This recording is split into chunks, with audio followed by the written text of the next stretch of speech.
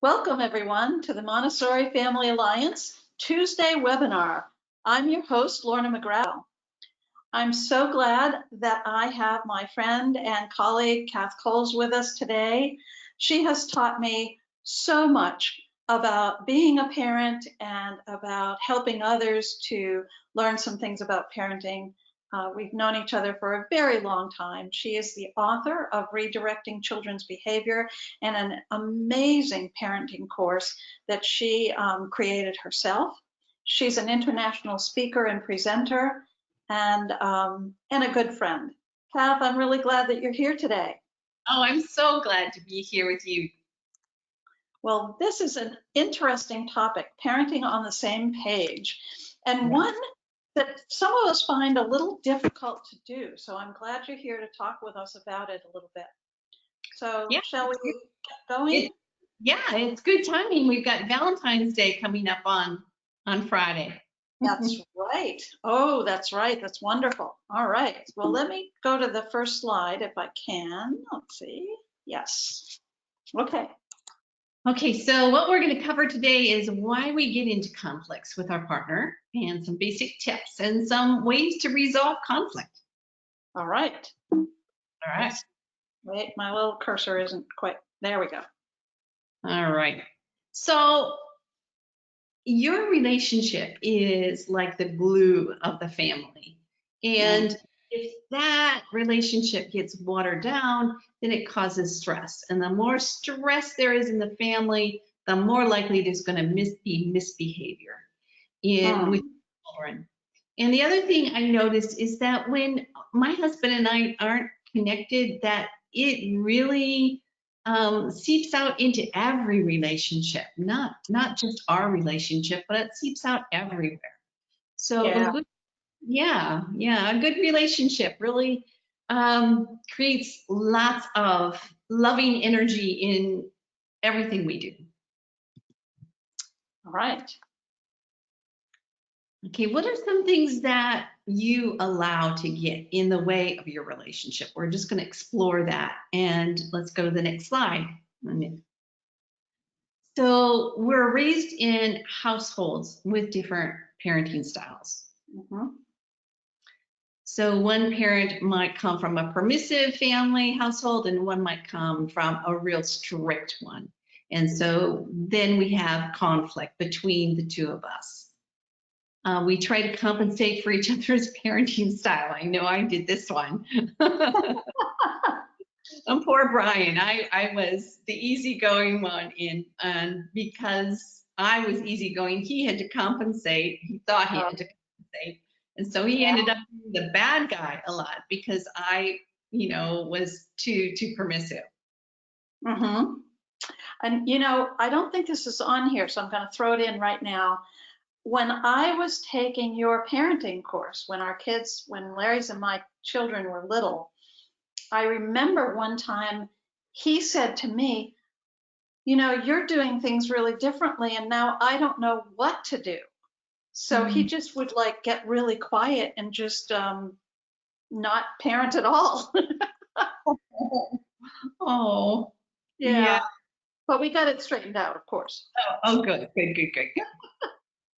And then sometimes we compare each other or compete with each other for who can be the favorite parent, trying to buddy up to a child so that they can be the favorite parent. Yeah, and I think that happens in whether the two parents are together in the household or whether the two parents are in different households. So, that's right. Yeah. Yeah. And then we fight over who's right, and we make each other wrong in doing so. Yeah. I used to, and I still do like to be right. Yeah, me too. I think being right and being in control are two of my things that I have to really be careful about in any relationship, but especially, with my partner. Yeah, I like this comment. Comic. It says, "Remind me, are we fighting about sex, money, or child rearing?" Those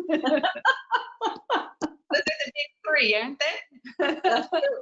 That's true. All Okay. right. So some basic tips to help, and we're not going to discuss a lot of these, but what are your shared values? So sit down with your partner and figure out take 5 top values that you really, really both agree upon. Mhm.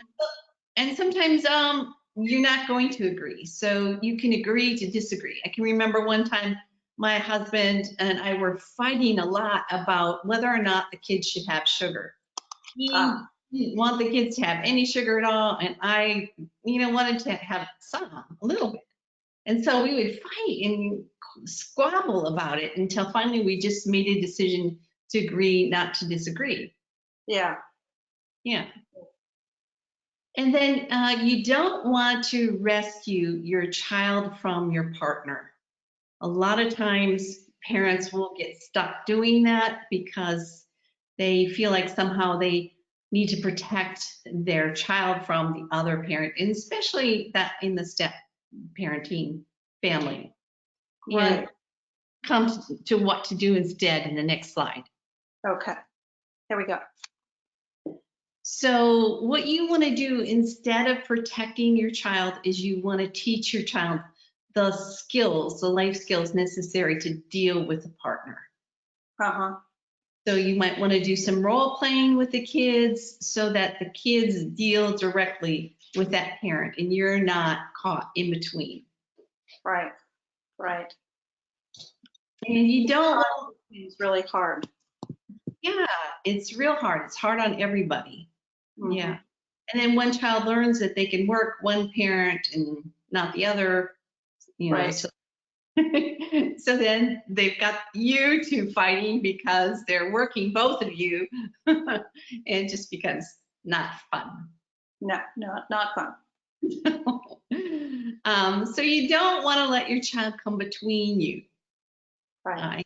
That's so important to make that relationship between you and your partner number one, even if you are separated or divorced. Yeah. And then this one, I don't think I've gotten this one yet, Lorna. Stop trying to change your partner. And I know this one, but it's so hard not to do. And that's to recognize that the only person you can change is yourself. You really cannot change your partner. That's one of the things that you've taught me over the years that I pass on to other parents that I work with is you can't change anybody else, your partner, your boss, your sister. You can't change anybody else. And so just stop trying and just change how you're, interacting and responding to people because they're not going to change. But the funny thing is that when you change, they automatically change because they have to. That's right. Yeah, but the trick is not to change someone else, but to change it because it feels good to you. Yeah. Yeah. All right, I love this quote by Dr. Foster Cline. Arguing about having different parental approaches does more damage than having different parental approaches. When I read this slide, when you sent it to me and I read this one, I thought, that is so, so true. I think anytime parents are fighting and arguing and, constantly disagreeing strongly with each other in front of the children, it just really makes the children worry and be fearful that their parents are, going to split up or, even hurt each other. I mean, children just get really nervous when parents are arguing all the time. Yeah, and a lot of times they think it's because they're bad kids. Yeah. Okay, so I really recommend to parents, couples that I coach, that they have rules of engagement. Okay. And yeah, so I suggest that they sit down at a time when there's not a conflict going on. And they make some rules, and here are some rules I suggest. So agree to no digging up the past, holding each other hostage for unresolved issues or past wrongs. Yeah. No put downs, so calling each other lazy or, you know, stupid or whatever we call them. Right. You know, agree to not needing to be right. That's Agree. the big one we just talked about. Right. The one I'm still working on, right? Yeah. Right. Not leaving in a huff. I think it's okay for parents to leave or partners to leave the room so that they don't say or do something hurtful. But Yeah. to leave in a huff or to leave the house, I think is damaging. Yeah. And then agreeing not to build a case. Sometimes we build a case, like we'll say, well, I not only think you're a jerk, but your mother thinks you're a jerk too. Oh. You build a case, or you're, you know, I'm having the same trouble with you that your sister's having with you, you know. So you're Yeah. building this case instead of just talking about what's going on for you. Yes. And then avoid saying things like, that'll never work. We've already tried that, you idiot, which is implied, but not written there. Or the words, you always leave your underwear on the floor. Or you never come home on time. Yep. Yep. Okay, let's see. Oh, here we go. Okay, so here are some steps. Say what happened. So you want to just state the facts without judgment or opinion. So it might be, I noticed that you came home late for dinner. Okay, so it's not, you know, you're late again. You know, Right. Right. hey, I noticed that you came home late for dinner, and then say how you feel about it. I feel upset about it because I went to a lot of work cooking your dinner and having it ready for you.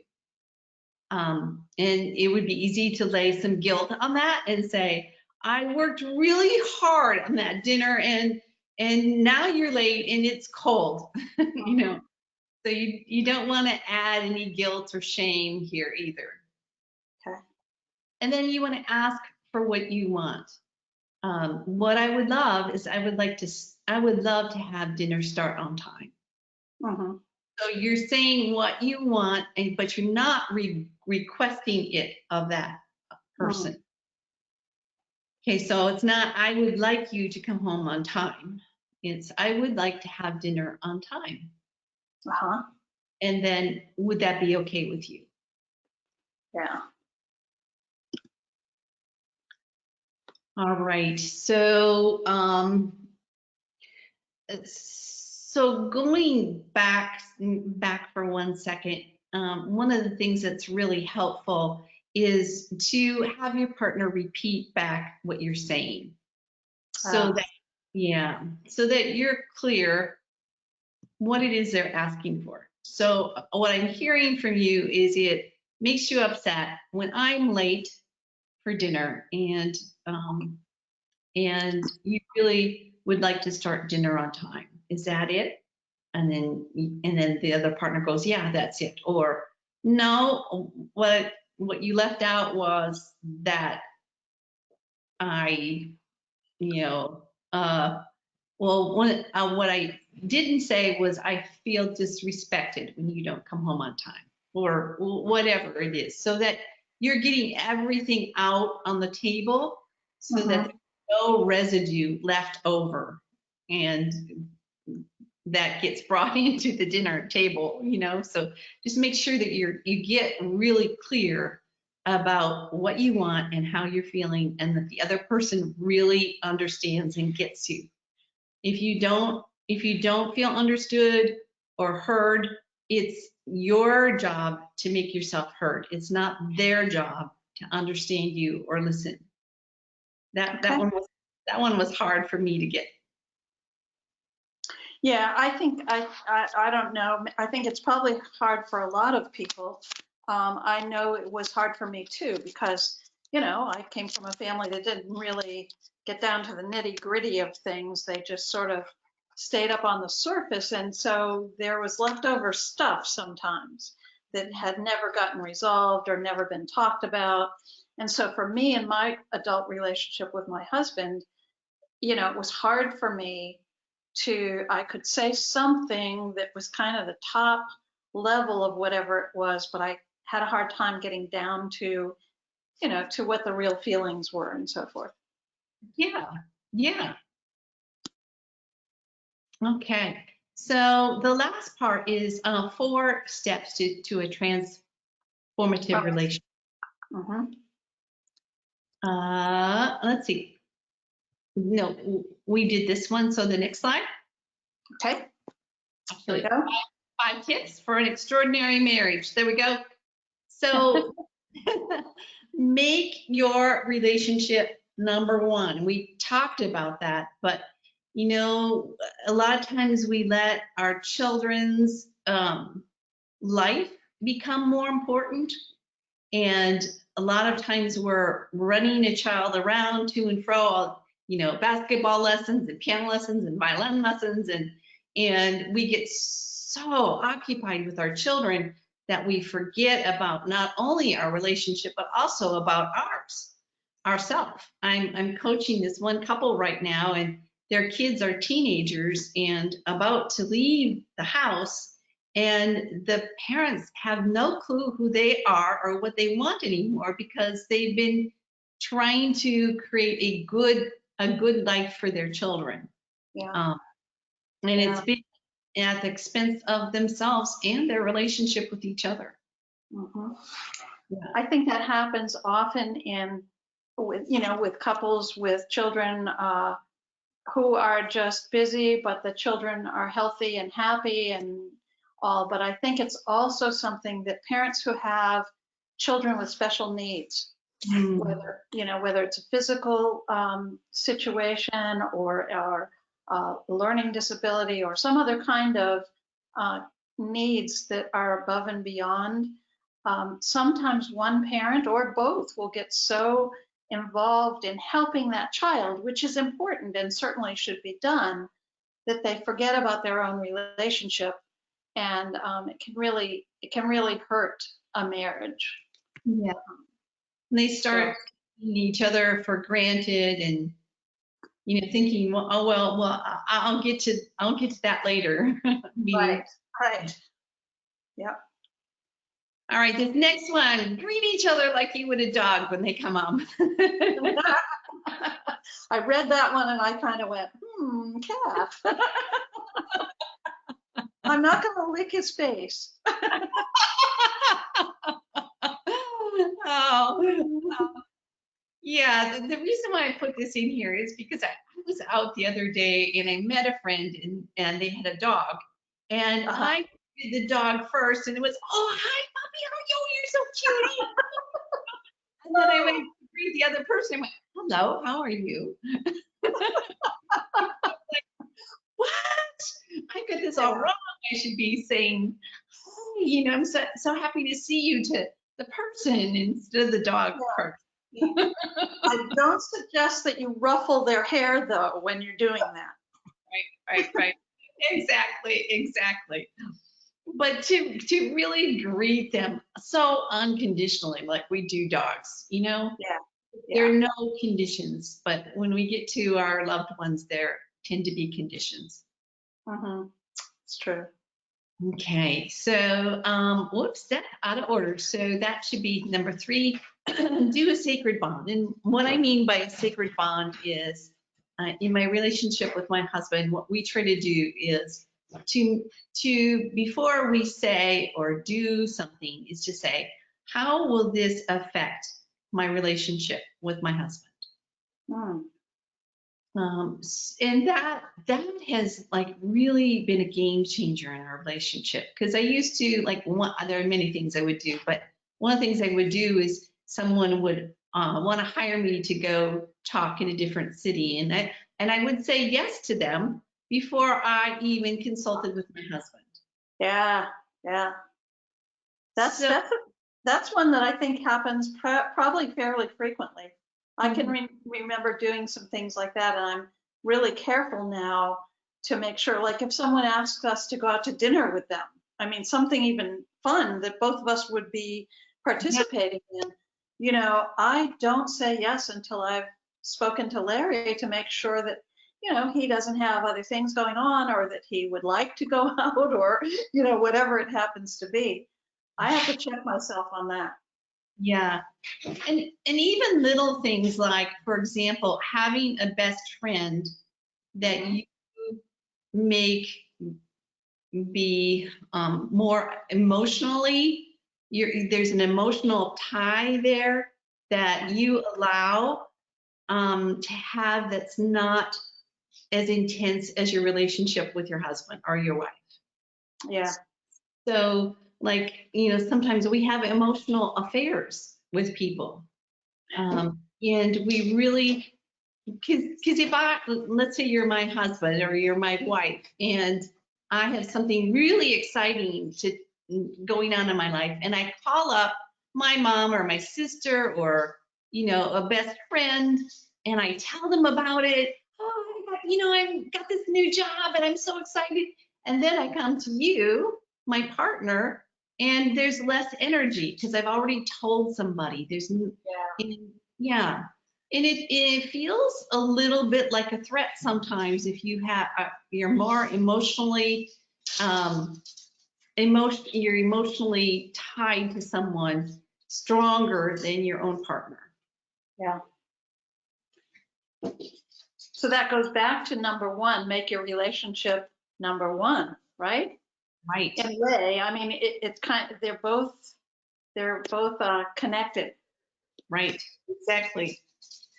The next one is to text or call 3 times a day, just to say, I'm thinking about you, using phrases that say that, like, wow, I was just thinking about you and I thought about, such and such, or I love you, I miss you, or I can't wait till you come home, or little things like that, that just Mhm. tell your Does, partner. does it count if you just text and put a little emoji with hearts on it? Sure, that can be one of them. Okay. Yeah. I like those. Okay. My husband's been sending me pictures.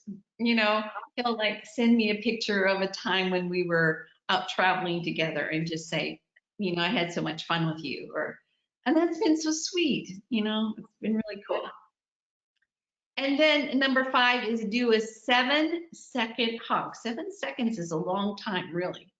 At Huh. least times a day. Yes. We usually just kind of like give each other a peck on the cheek or, a quick squeeze, but 7 seconds really, it bonds you more. Uh, It's really amazing. It's a wonderful tool that we discovered in our relationship. So Very nice. yeah, and it doesn't count to sit there and go 1001, 1002, but really, Yeah, really counting. right, really get into that hug and enjoy it. Yeah. I'm going to Yeah. put that into my list of things to do. Oh, okay. Um, Sometimes we forget a perfect marriage is just two imperfect people who refuse to give up on each other. I love that quote. I do too. That's a good one. Yeah. Well, this was great fun. It is great fun, and I've learned a lot, Kath. I appreciate it. I always learn so many things when you do the webinars with me, and I reread your book and other things. So thank you so much for sharing with all of us. Yeah, you're welcome. And Kath has her website here and her logo for redirecting children's behavior. She has a wonderful oh, it's a little quick item. It's what do you call it? Parenting what? Parenting something. I have parenting practices that Yeah, that yeah. that are quick and short, and then I also have videos. I have about 10 videos on my website that are quick and give parenting tips. Nice. So people can sign up for those parenting practices, right? Yeah, they just need to Yeah. go to the website and they can get on those parenting practices. Well, you will do yourselves a favor if you do that, because they're always really good ones about all different kinds of subjects that have to do with parenting, from kids from very little all the way through teenage years, and partnerships and everything else. So, you know, it's a great thing. Thank you, Kath, for doing that. Thank you all for coming today. I hope you will be back again next week. I'm going to do a session on what you can say instead of "be careful." So if you'd like to know some things that you could say instead of "be careful," I will be back with you next week to do that particular webinar. Thanks, everybody. We'll see you next week. Thanks.